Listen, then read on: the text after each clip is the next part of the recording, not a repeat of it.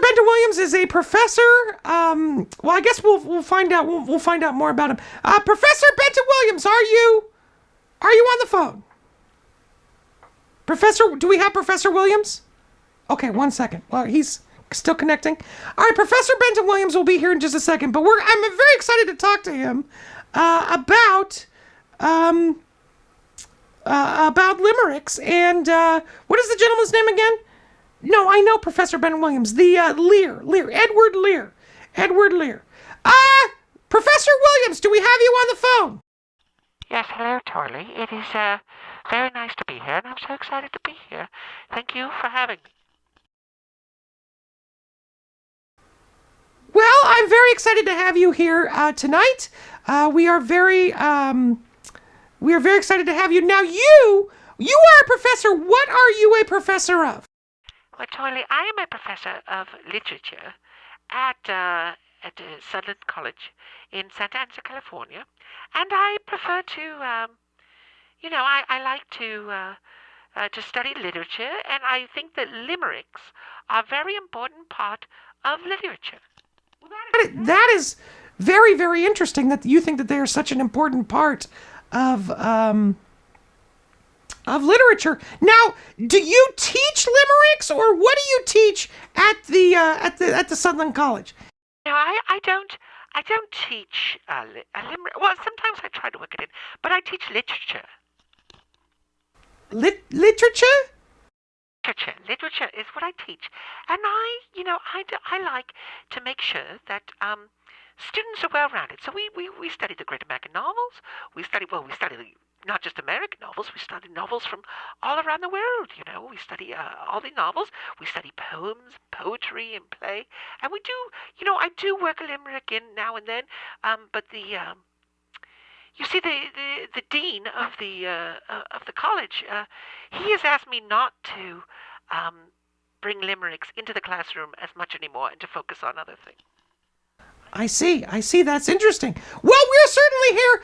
Could you tell us a little bit about Edward Lear and him? I guess his limericks and what he sort of did.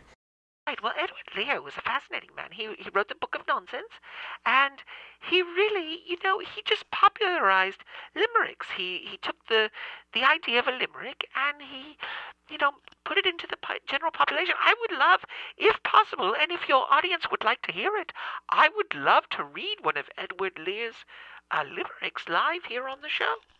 Well, whoa! I think my audience would like that. I think, Wow Monster Show in the chat is saying that Jane Austen wrote some lyrics as well. Yes, that is very correct.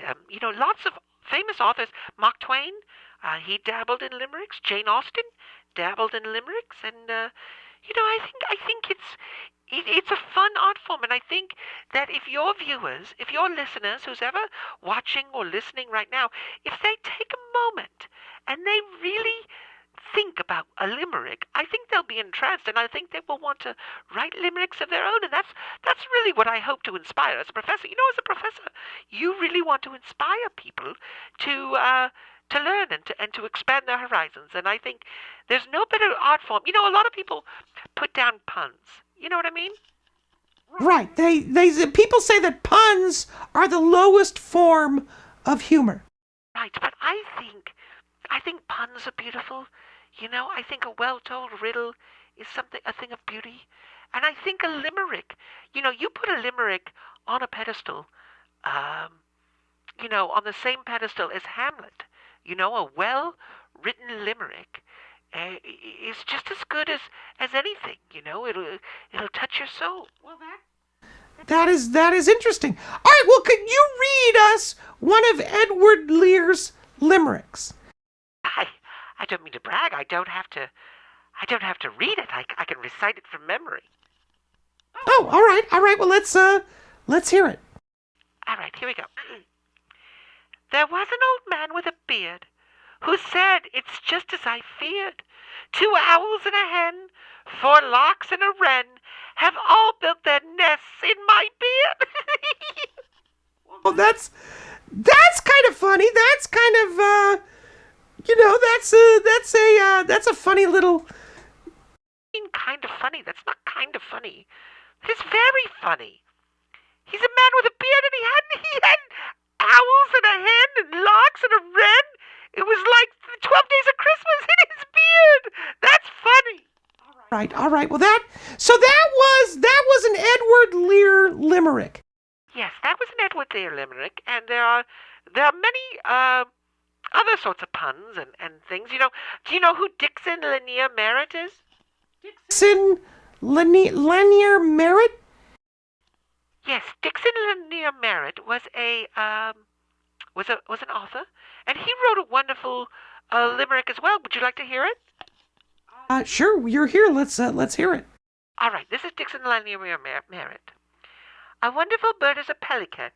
His bill holds more than a belly can. His belly can. He can take his beak. He can take. May I start over? Well, of course, you can start over. You can start over. Okay. This is Dixon Lanier. I want to say that this was written by someone else.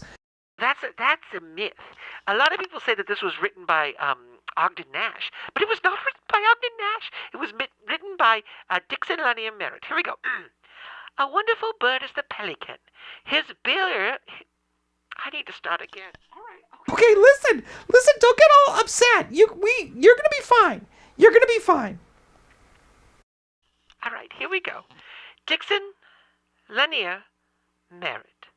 A wonderful bird is the pelican. His bill holds more than his belly can. He can take in his beak enough food for a week, but I'm damned if I see how the hell he can. Oh, that is so funny. All right. Well, there you go. That is our guest today. If you're just tuning in, is Professor Benton Williams. Professor Benton Williams is on the phone with us. He is a professor of literature at Sutherland College in Santa Ana, California, and he's talking to us about limericks. Now, Professor Williams, I would love to ask you: have you ever written any limericks?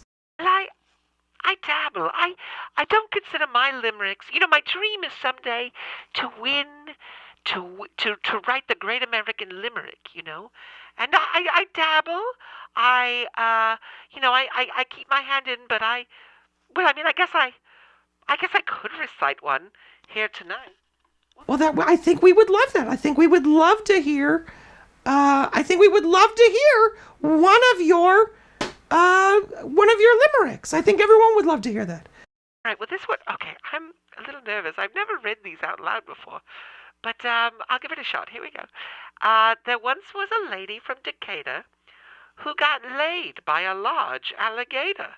But nobody knew the result of that screw, because after he laid her, he ate her. Okay, all right, listen. I will say that is that was a little bit more risque than I had thought of that we were going to have here tonight. So I'm going to ask you that if you read another one, that you kind of keep it, family friendly. I'm sorry. Well, you see, there's a long tradition. There's a long tradition in limericks to write dirty limericks. I have another one. I can read one by Ron Rubin. I swear it is not dirty at all. I can read that if you would like to hear it. Well, as long as you're sure that it's not dirty, we would love to hear it. All right, here we go. There was an old drunkard of Devon who died and ascended to heaven. But he cried, "This is Hades, there are no naughty ladies, and the pubs are all shut by 11. Oh, that one is funny, Okay, all right. Well, it wasn't dirty, I will give you that much. I'll give you that. Now, Professor, let me tell you, do you have any limericks that are not dirty? See, let me look through my papers here. Hold on 1 minute.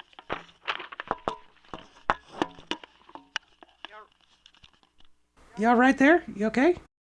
Yes, I was just looking for my... Okay, here's one. I have one here.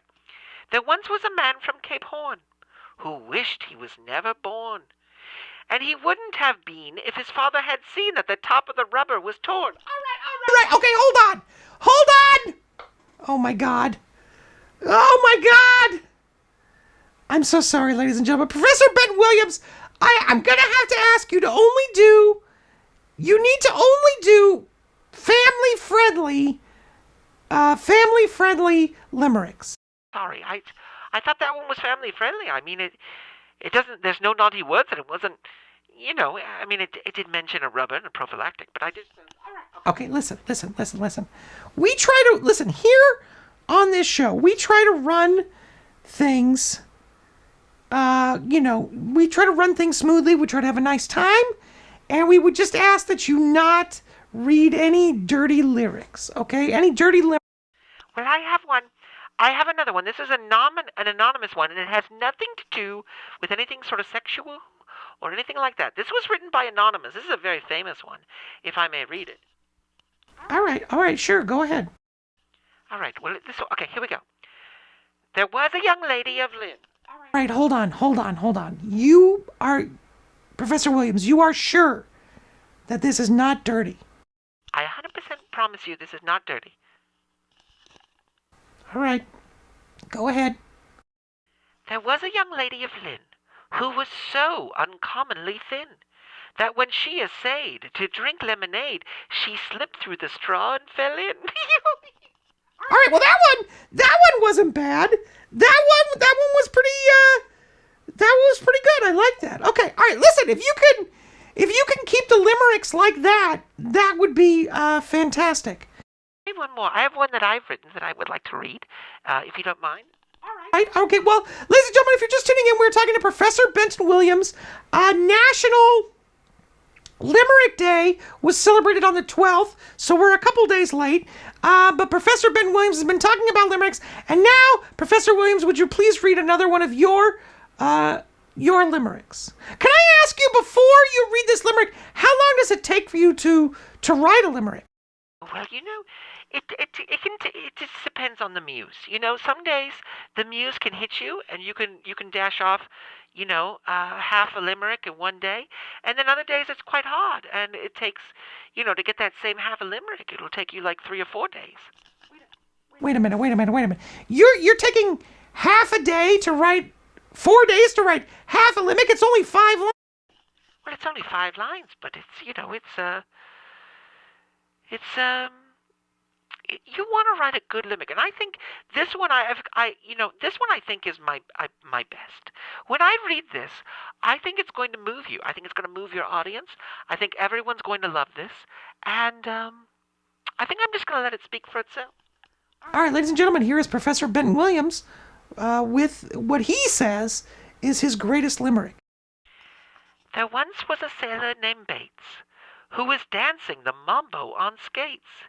He fell on his cutlass, which rendered him nutless and practically useless on dates. All right, that's it. Hang up on him. I don't want it. That's it. Okay, ladies and gentlemen, I apologize. That was Professor Benton Williams, and I have another one if you'd like to hear it. No, hang up.